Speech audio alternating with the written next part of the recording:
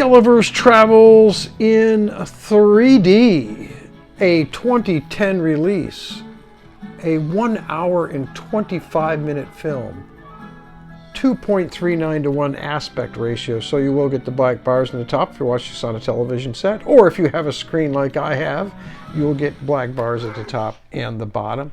This is a readaptation of Jonathan Swift's 1726 novel, Gulliver's Travels.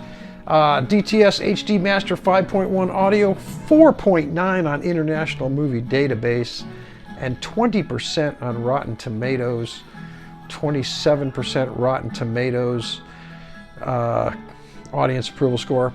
Directed by Rob Letterman. This is his first live-action debut film. This is starring Jack Black as Gulliver.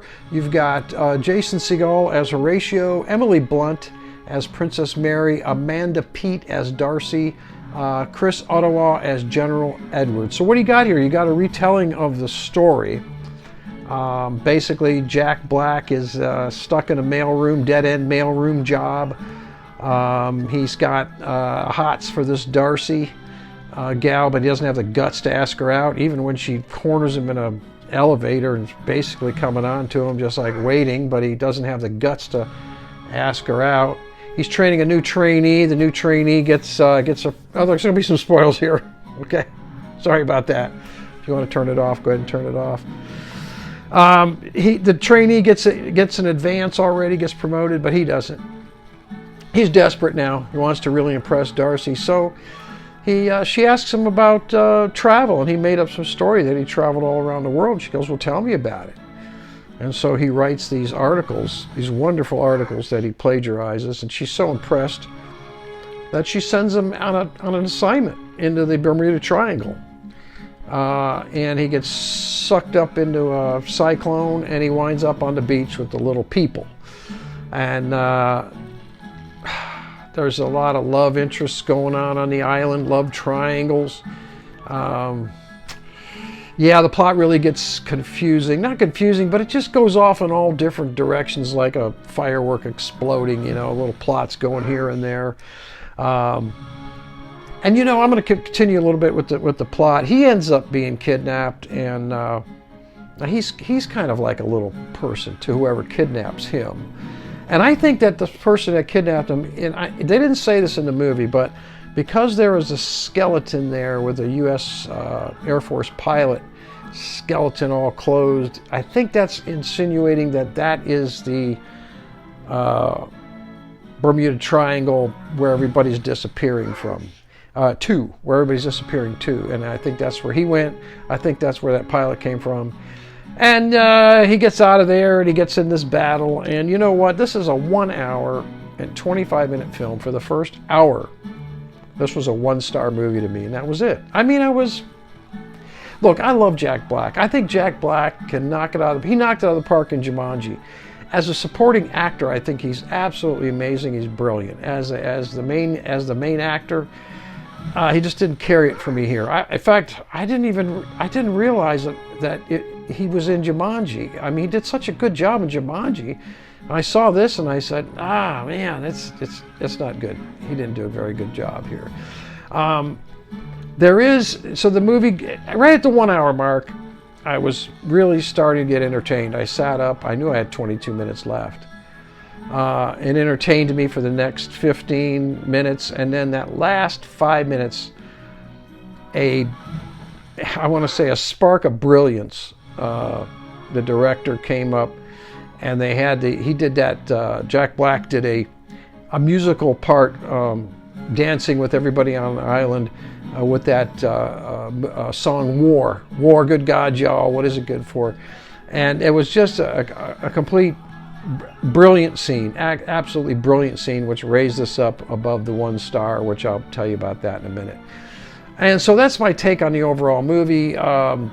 Let's talk about Emily Blunt as Princess Mary here. Emily Blunt just stole the show here.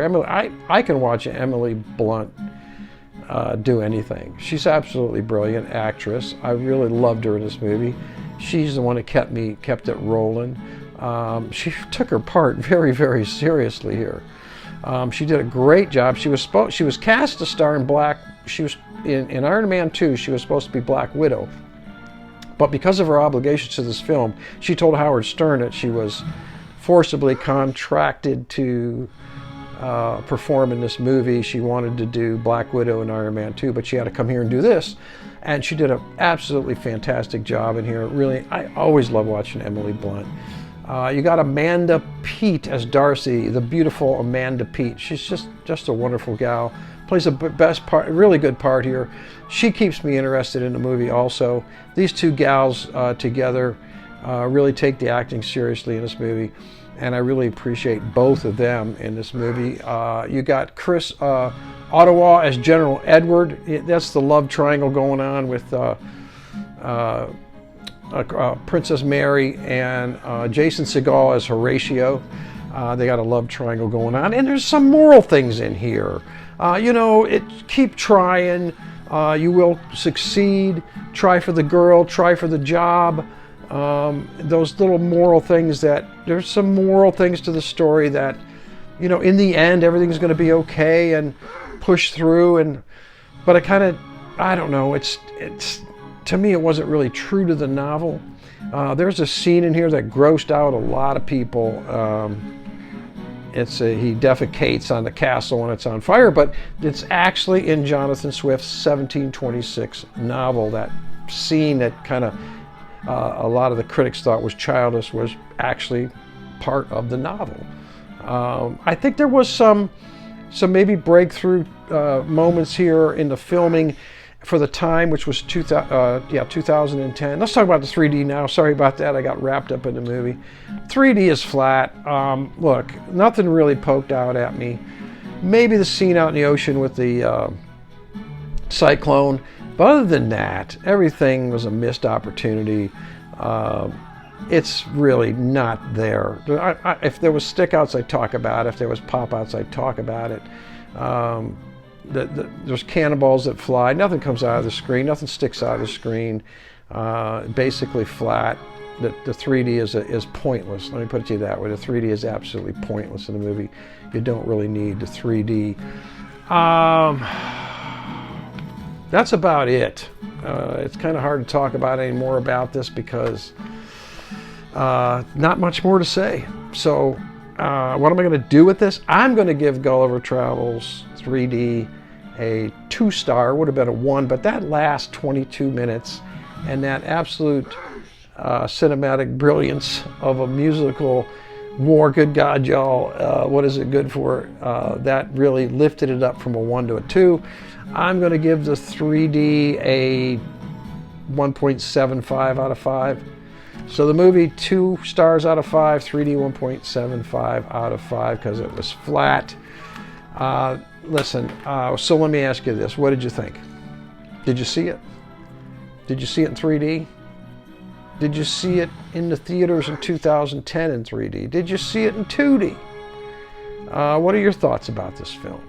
Maybe you liked it. Maybe you went with a date and it was a movie you're never going to forget. And maybe you're really into the Jack Black humor, and I am in Jumanji. I thought he was brilliant, but here it didn't hit for me. All right, so that's my take on it. I want you to hit that like and subscribe. Got a lot more reviews coming up. I want you to have a good night. I want you to stay safe. And as always, God bless.